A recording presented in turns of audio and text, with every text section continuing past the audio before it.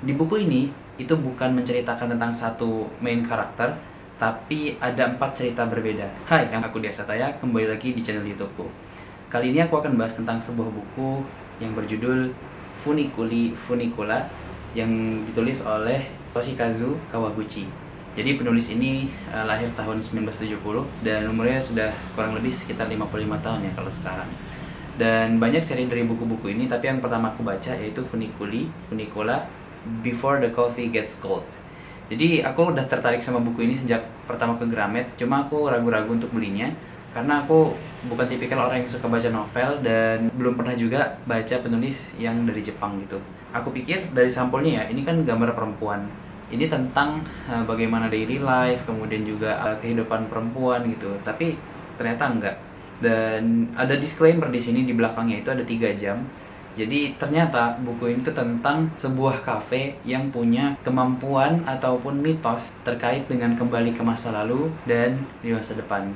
Jadi nuansa novel ini sebenarnya mistik, tapi juga ada nuansa slice of life-nya. Di buku ini, itu bukan menceritakan tentang satu main karakter, tapi ada 4 cerita berbeda.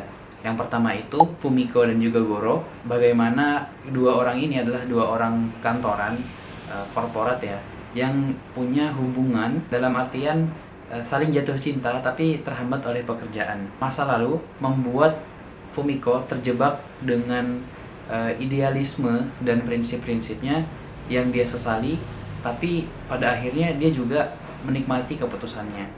Kedua itu tentang cerita Fusagi dan juga Kotake, di mana kedua pasangan ini sudah menikah, tapi Fusagi, suaminya ini, menderita Alzheimer.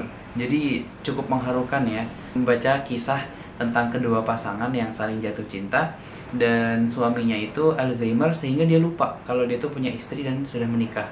Padahal si Kotake ini, si perawat, adalah istrinya dan dia selalu menemani Fusagi kapanpun dan dimanapun Fusagi suka bertraveling. Yang ketiga itu cerita tentang dua kakak adik, yang adiknya itu mengelola hotel dari orang tuanya dan kakaknya ini agak tomboy, agak berandal. Jadi itu cerita tentang Kumi dan juga Hirai. Kumi adiknya dan Hirai itu kakaknya. Dan ternyata si Kumi meninggal karena kecelakaan mobil. Dan ini sedih banget sih. Jadi ceritanya aku baca buku ini tuh aku nangis 4 kali.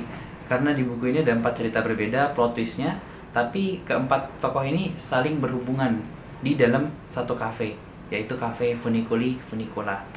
Dan yang terakhir itu cerita tentang Nagare, sang pemilik kafe, dan juga Kei, istrinya, dan Kazu, pelayan yang bekerja di kafe itu ya. Jadi si Kei ini juga punya penyakit jantung, jadi jantungnya itu lemah. Sementara Nagare dan Kei ini kan sudah menikah ya dan belum punya anak, tapi ini hamil pertamanya Kei. Otomatis ketika dia hamil dan kondisi jantung dia lemah, kemungkinan selamat dan melahirkan itu sangat kecil.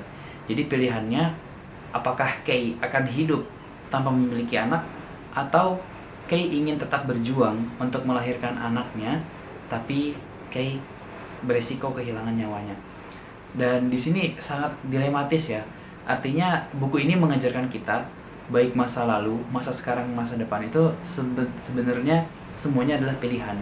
Dan kita sebagai manusia memang boleh merasakan kesedihan ataupun penyesalan atas pilihan kita yang terjadi di masa lalu, tapi kita nggak boleh terlalu fokus dan terlalu ke bawah suasana sehingga kita melupakan apa yang terjadi sekarang dan bagaimana harus bersikap di masa yang akan datang. Jadi buku ini mengajarkan aku betapa pentingnya menghargai orang-orang di sekitar kita, menghargai waktu yang kita punya, dan juga menghargai setiap momen yang kita rasakan. Dan punya planning ke depan itu bagus, tapi kita juga tidak boleh terlalu idealis terhadap nilai-nilai dan prinsip yang kita pegang tanpa memperhatikan dan mempertimbangkan faktor-faktor atau hal yang terjadi di sekitar kita, baik itu teman kita, keluarga kita, saudara kita, atau juga pasangan kita. Jadi aku saranin kalau kalian penasaran dengan buku ini, kalian bisa beli di Gramedia dan juga kalian bisa merasakan bagaimana cerita tentang kembali ke masa lalu dan juga ada fenomena mistikal di buku ini.